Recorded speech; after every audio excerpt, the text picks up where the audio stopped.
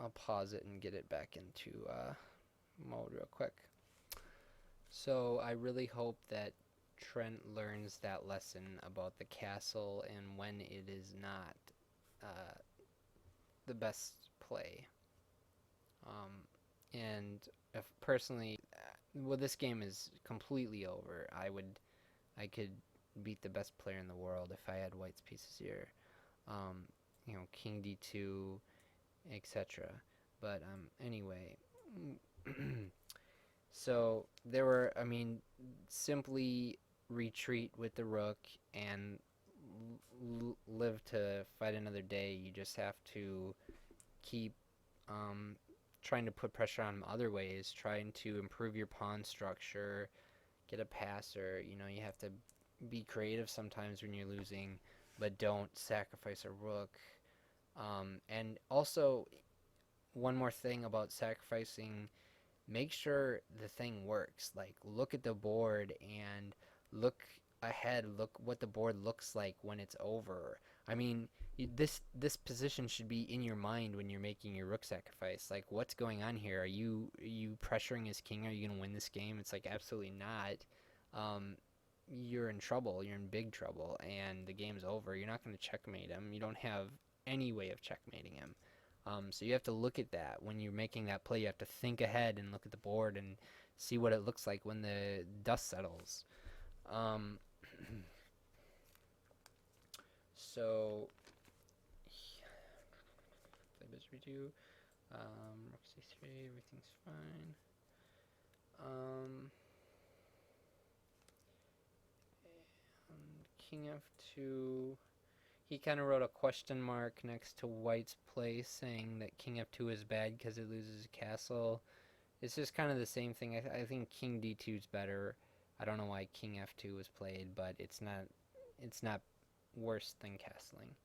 Um, in general. Um,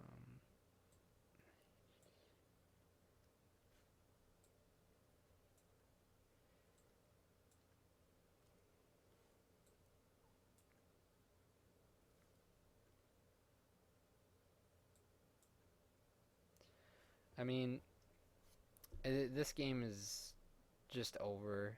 Um,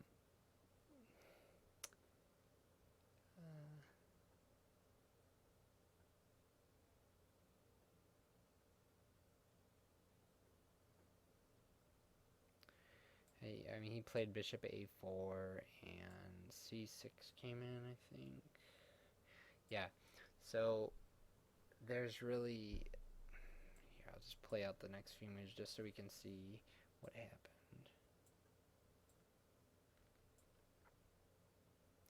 And this is a spot where playing against a computer is just pretty freaking stupid. Um, I mean,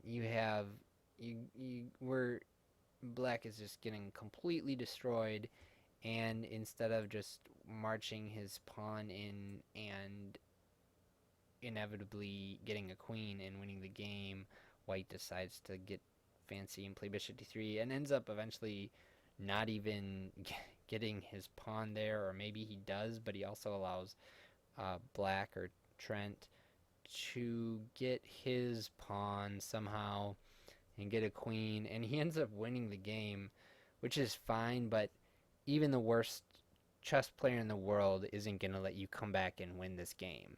No way, no how, and therefore, I think we should just take the lessons we've learned so far about the castling, and I don't really want to go through the rest of this game because there's just never going to be a spot where this comes up where white is just like, oh, I don't want to win, so I'll let you back in the game. It's just not going to happen. So um, I hope those few points we really talked about really help your game. And just remember the end game castling when you don't want to castle because you want your king out. If it's not under any kind of threat, then it's fine. Um, the trading down, you have to look at what the board's going to look like. Prepare yourself for the end game. Um, do we want our pawns like this? Well, what stage of the game are we in? Do we have some kind of attack that we can allow this to happen In this case, we didn't. And simple things like that. Think about the moves you're making and look at the board and imagine the board after you make them. So I hope we learned a lot. I really hope you send more games in. This is fine. I don't mind looking over them, trying to make you a better player, trying to make everyone a better player, because being good at something is fun, and if you can keep working at it, you can get good at it. And I think it's good for the game for people to improve. So just keep sending me games, but try to send games. Try to place a human, and I think that'll play a lot differently, and I think there'll be a lot more to talk about too.